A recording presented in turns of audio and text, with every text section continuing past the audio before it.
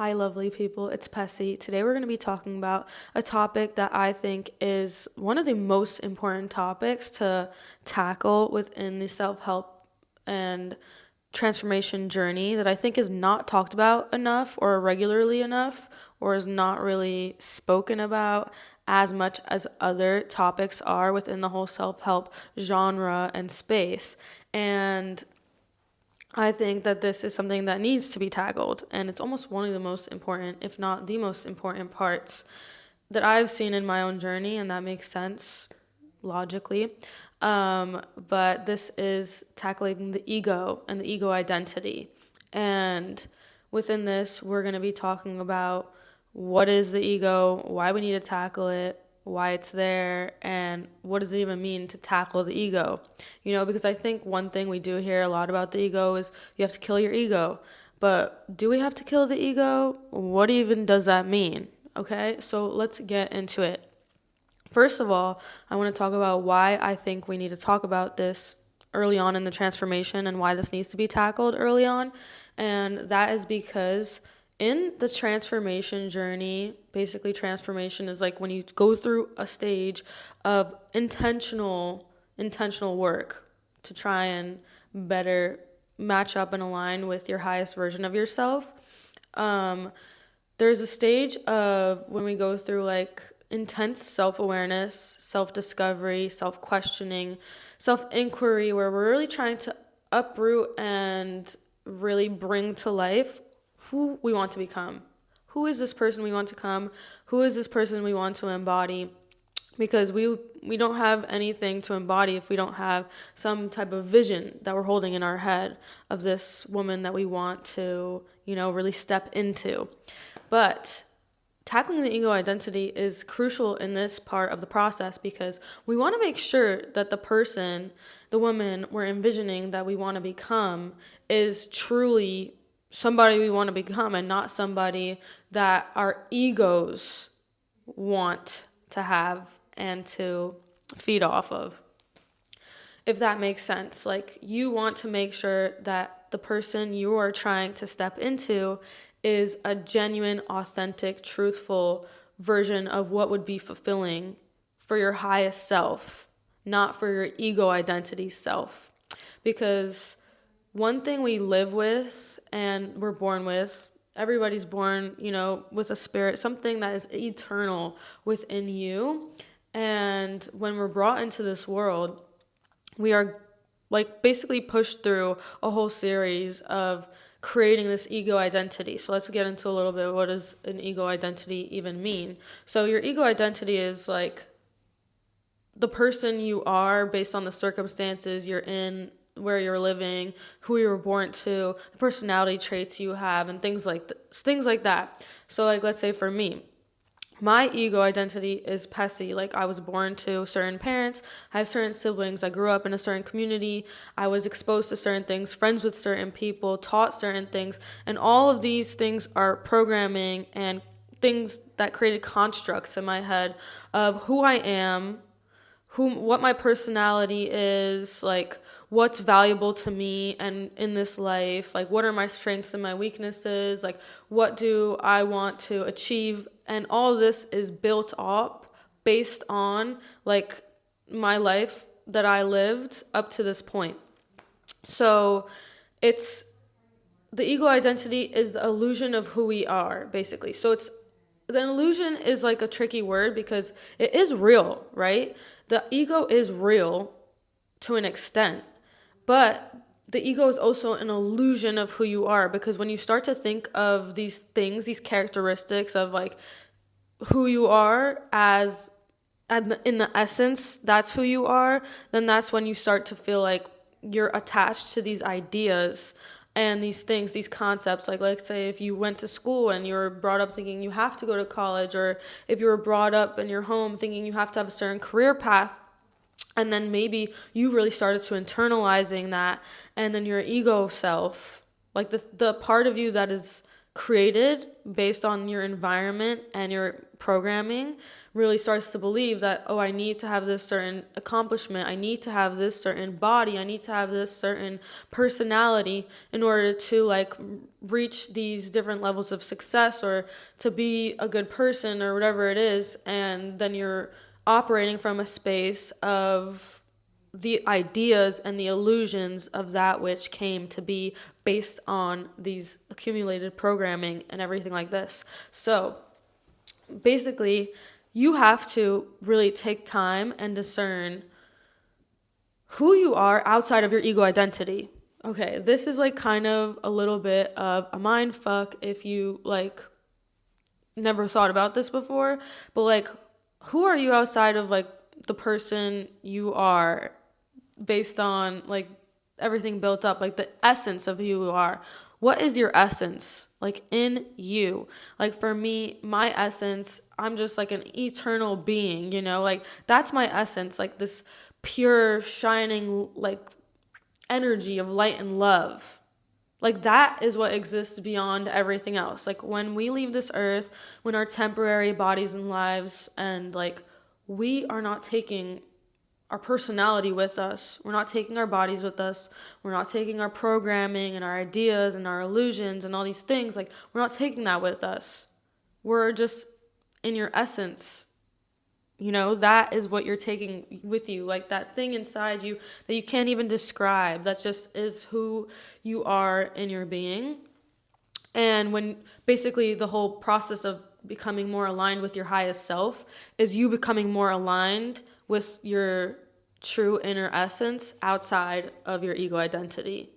So basically, that's why we need to go through the process of, you know, trying to shed the layers of the ego. So we're never fully going to kill the ego. We're living in this world. You have your name, you have your personality, you have your like illusions and programming, and these things can change over time, but you're always going to have to some extent, to some level, that ego identity, right? So it's not, I don't think the end goal is to kill the ego per se. I would say more it's like shedding the layers and being able to see beneath and to see through, basically. And the way we do this is by really like going through the process of like sitting there and being like, okay, who am I beneath all this, and what does that part of me want? Like, what does my essence want in my essence, you know? And what does my essence think? Like, what is my essence pulling me to? Like, the more you like take away these layers of your ego identity illusion, the more you're able to really get in tune with your intuition, get in tune with your inner guru. Literally, my favorite book I've ever read is Your Sacred Self by Dr. Wayne W. Dyer. I love that book. I read that book and it changed my life. It changed my life in the way that it really helped me see through the illusions of my ego identity. And he explains the ego as a non-existent thing, and that it's not a concrete object that exists independently, but rather a concept created by our thoughts, beliefs, and conditioning. This quote suggests that entertaining the illusion of the ego can hinder our understanding of our true nature and prevent us from experiencing genuine self-awareness and fulfillment. When we become attached to the ego's portrayal of ourselves, an idealized version of who we think we should be, we lose touch with our authentic selves and become disconnected from our inner truth. The ego attempts to shape our identity based on societal expectations, desires for approval, and fears of rejection or inadequacy. It distorts our self-image and perpetuates a false sense of identity that is disconnected from our innate essence. Dr. Dyer's quote invites us to transcend the ego's identity by letting go of your attachment to your self-image. By releasing the need to conform to external standards and embracing authenticity, we can cultivate a deeper understanding of ourselves and experience greater fulfillment. Because the goal with this transformation is to really experience a deep fulfillment within who you are, what you're doing, who you're embodying, and who you're on the path to becoming, and the life that you're living. So our attachment to our ego identity is hindering us because it's holding us attached to these principles that don't serve us, like reality, Like I can't do this because in reality this is hard, and in reality this is hard. What is reality even? Reality is literally so subjective to perception. And if you're perceiving your reality based on your ego's ideas, then that's just based on your past. It creates resistance to change.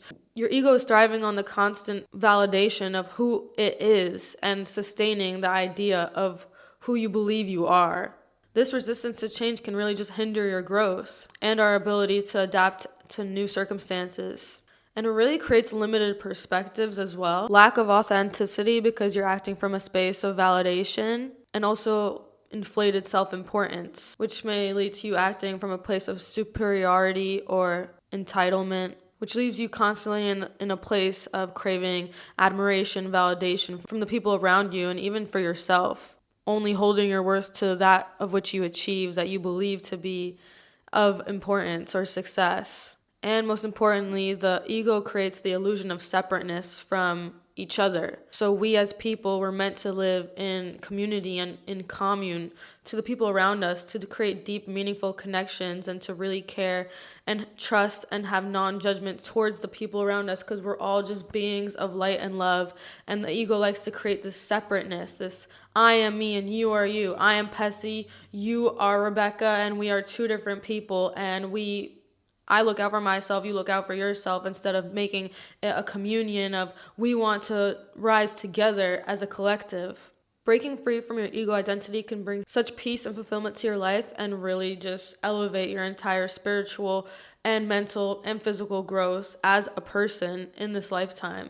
So let's talk about some ways that you can practice separating yourself from your ego identity, starting off with, of course, mindfulness meditations, meditating and trying to transcend your idea of yourself, trying to separate who your essence is from who the ideas of who you are by sitting and really just meditating on that peace and nothingness that is deep inside all of us. We can also separate ourselves by, in any situation, taking a moment to really separate ourselves and be more of an observer and a witness to our lives.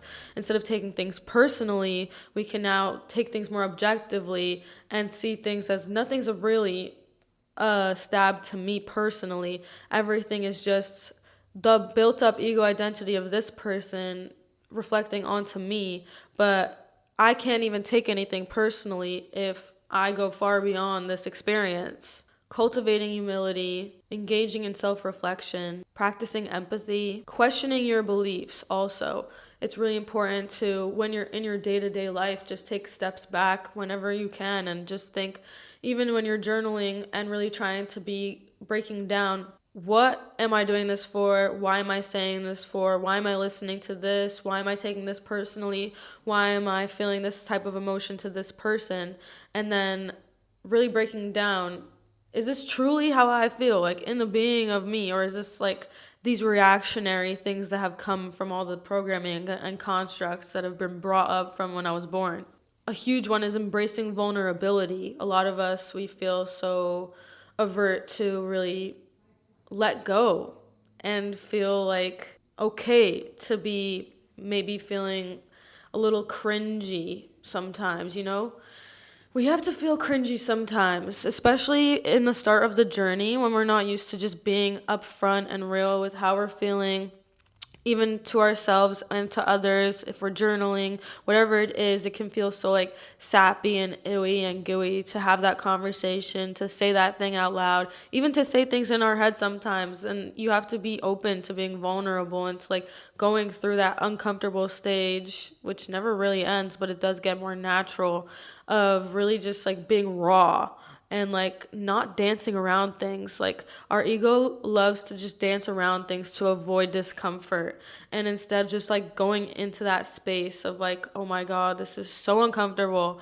and making sure you really stick through it. Practice letting go by like actually seeing when you're very attached to your self-image, if you're going out and you really, really find yourself caring so much about how somebody may perceive you, whether it's with your looks or wondering if you're going to say the right thing in a certain conversation, or things like that, and like looking for that validation, looking for that compliment, looking for people telling you that they loved what you said.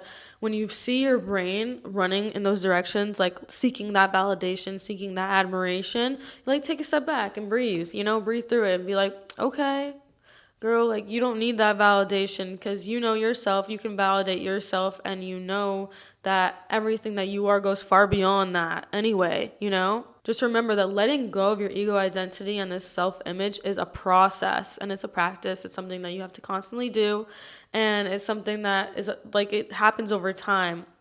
And like I said, I don't really believe in killing the ego per se, because I don't see an end goal of where your ego identity won't exist. It's more like peeling back the layers, like I said, and also being able to more easily tap into acting out of a place of not your ego identity and more of the true essence of who you are.